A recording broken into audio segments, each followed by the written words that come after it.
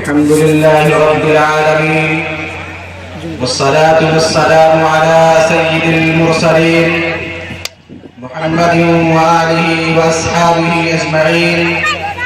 أما بعد فأعوذ بالله من الشيطان الرجيم. بسم الله الرحمن الرحيم.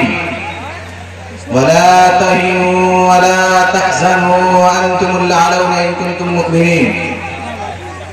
رونق بزم حضرت صدر اور معزز اساتذہ کرام، عزیز طلبہ اور محترم سامعین کرام،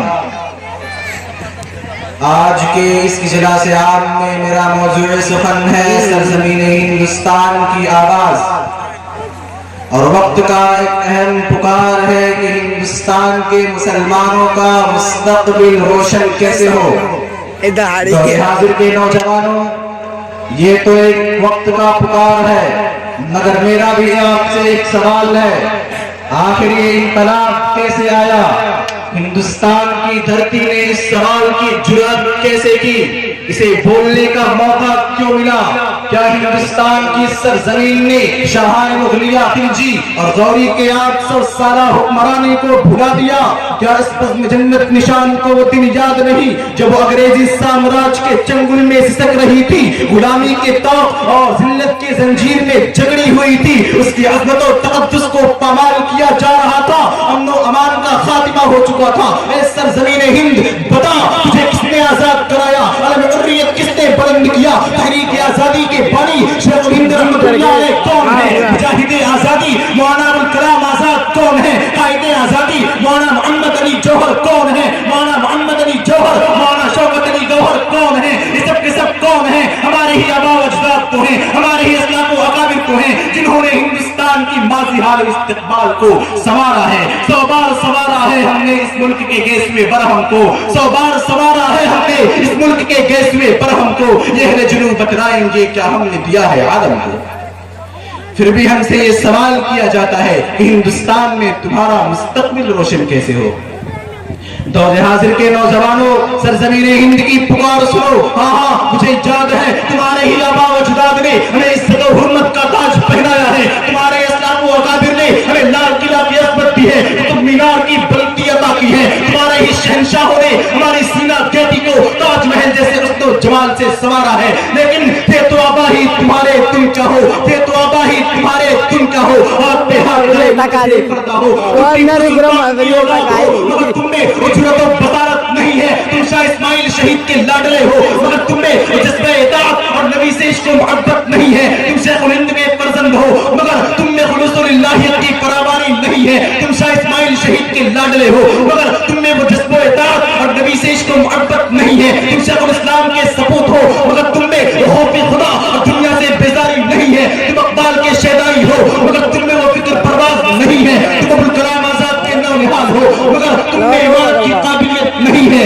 تمہارے مستقبل کا ستارہ درخشاں کیسے ہو؟ تمہارا مستقبل روشن کیسے ہو سکتا ہے؟ تمہاری عزت و حرمت محفوظ کیسے رکھ سکتی ہے؟ حکومت کا تخت و تاج تمہارے قدموں کے نیچے کیسے آ سکتا ہے؟ مسلمانوں، تم نے اپنے ماضی کو بھلا دیا.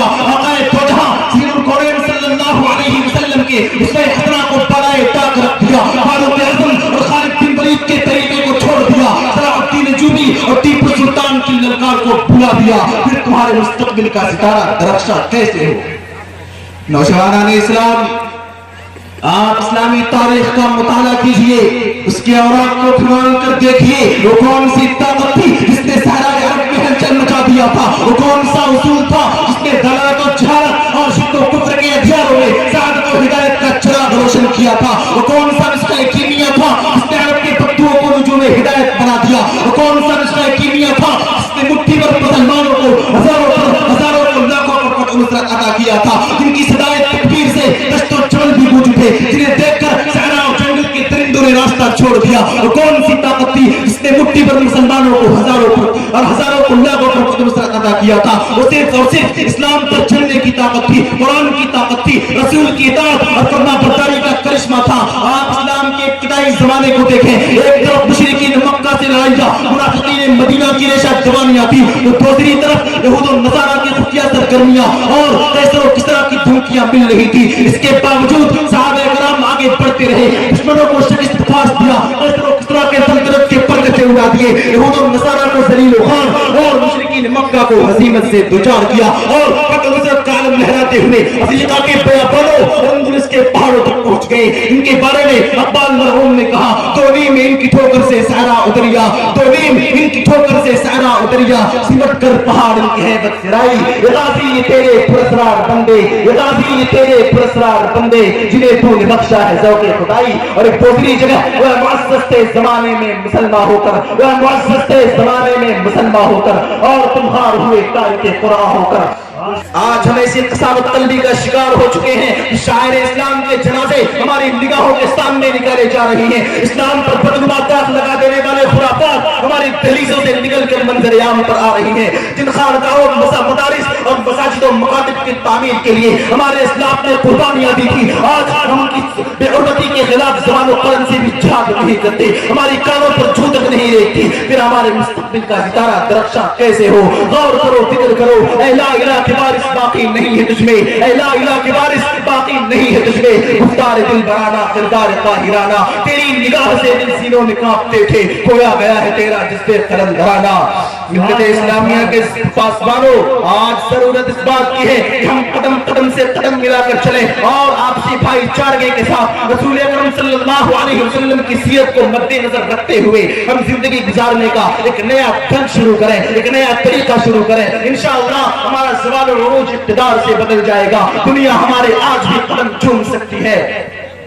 میں ان باتوں پر اپنی تقریر کو ختم کرتا ہوں. آخر دعوانا الحمدللہ. الحمدللہ, ماشاءاللہ, موسیقی بہت بہترین.